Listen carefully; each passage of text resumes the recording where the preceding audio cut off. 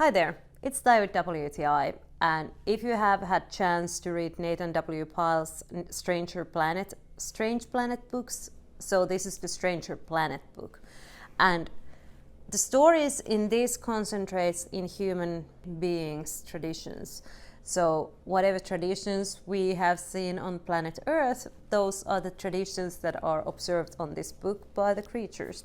So it's super funny. For example, about rock concerts, sports events, anything that has to do with humans' way of communicating with each other in different situations.